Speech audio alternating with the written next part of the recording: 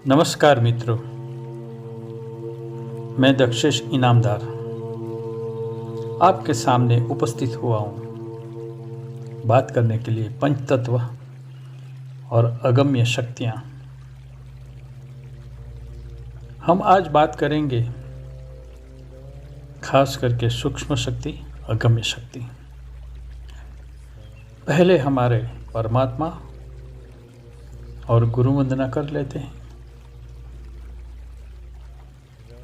ओम।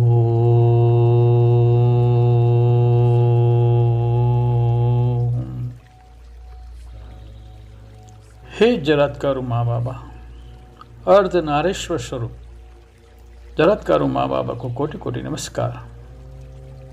ओम नमो नारायणाय। हे अगम्य शक्ति, अगोचर शक्ति, सूक्ष्म शक्ति, गोचर अगोचर, गम्य अगम्य, सूक्ष्म साक्षात सभी शक्तियों को कोटि कोटि नमस्कार।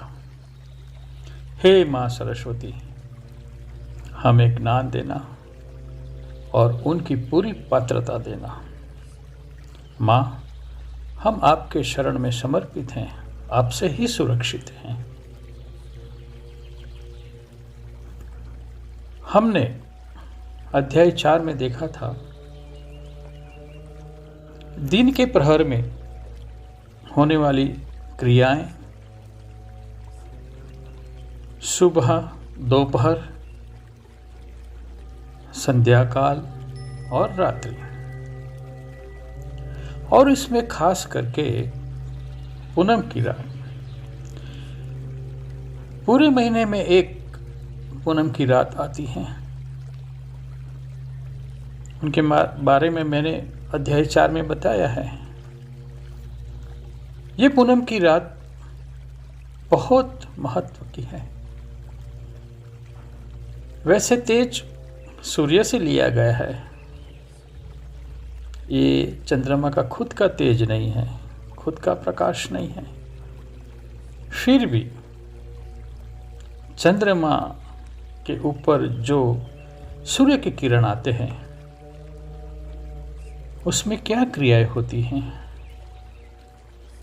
चंद्र में जो अगम्य शक्तियां हैं, अगोचर शक्तियां हैं, सूक्ष्म शक्तियां, सभी क्रियाएं करती हैं और सूर्य से मिले हुए किरण को, तेज को परिवर्तित करती हैं।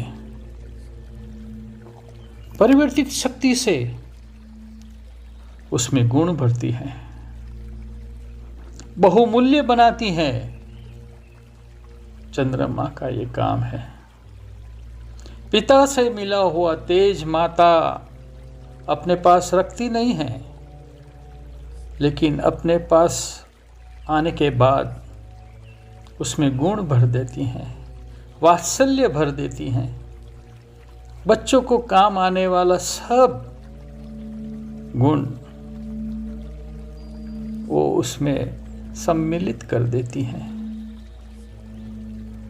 ये माँ बाप का रूप सूर्य और चंद्र अपने बच्चों के लिए, मतलब कि ये पूरी सृष्टि के लिए, हर जीव के लिए, पशु पक्षी प्राणी जीवात जो भी हैं, जीव जितने भी हैं पूरे विश्वमंडल में, पूरी सृष्टि में, सबके लिए ये काम करती हैं।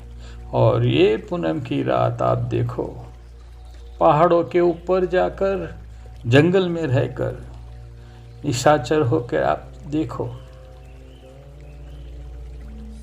गति करो, ज्ञान की गति करो, आपको अनुभव होगा अगोचर शक्ति का, अगम्य शक्ति का, सूक्ष्म शक्ति का। बड़ा आनंद आएगा। अभ्यासी बनना है। मैं उपासक हूँ पंचतत्व और अगम्य शक्ति का, बहुत छोटा सा उपासक हूँ। मैंने अपने अनुभव से देखा है, एक पूनम की रात की तपस्या से कुछ नहीं होता। आपको आपके अंदर सबूरी रखना पड़ेगा, आस्था रखना पड़ेगा। श्रद्धा सबूरी के बिना आगे नहीं बढ़ सकते, लेकिन फल मिलेगा जरूर, उसकी गारंटी है। उनकी खातिरी हैं, सच्चाई है। ये पंच तत्व खुद एक ईश्वर हैं, ईश्वर का स्वरूप है, उनकी भेजी हुई शक्तियां हैं। उनसे ही सृष्टि चलती है, सृष्टि बनती है और सृष्टि का विनाश होता है। कृष्ण पक्ष और शुक्ल पक्ष, पूरे महीने में पहले शुक्ल पक्ष आता है, एकम से लेकर पूनम तक, और कृष्ण पक्ष में एकम से लेकर अमास तक। ये पूनम और अमावस्या दोनों एक दूसरे से अलग अलग हैं, प्रतिपंथी है, लेकिन दोनों सक्रिय होते हैं, दोनों बड़े काम के हैं, दोनों में अपार गुण है। क्रियाएं सब पंचतत्व की ओर से सृष्टि के भले के लिए होती हैं, उनके समझना पड़ेगा। आप देखो, उपासक तो सभी में होते हैं, पॉजिटिव नेगेटिव सब होता है।